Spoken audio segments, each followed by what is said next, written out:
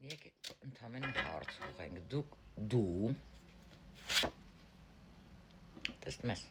սրան դատելով, նրան դատելով, երբեք կոնֆլիկտով, մրցակցությունով չես հասնի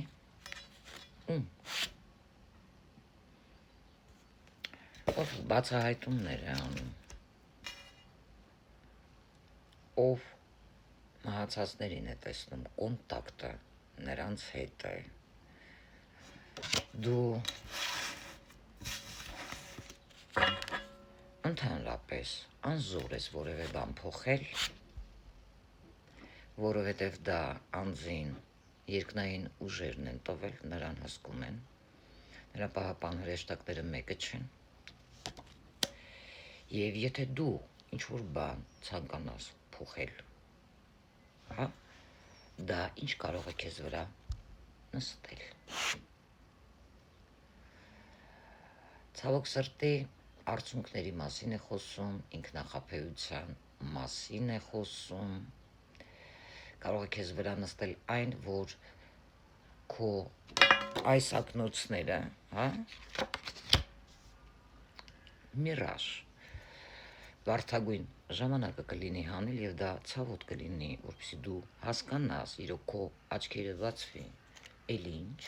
ինչ կնստի քեզ վրա։ Այդ գործողությունները գաղտնի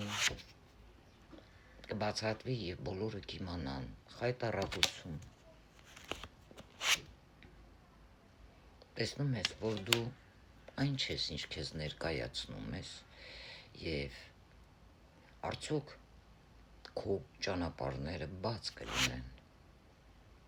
Ոչ, քեզ սպասում են դժվարություններ, քեզ պետք է մեղադրես։ Ինչու՞։ Որովհետև դու խաբեբայ ես։ Դու այն չես, ինչ քեզ ներկայացնում ես։ Իսկ ինչ պետք է իմանան այն մարդիկ կամ այն անձը, ում հետ դա կապված է, արդարության հետ կապ ունի, իր թվերի մեջ 8 թիվը կա, այդ մասին քո հետ կապված, որ դու փորձել ես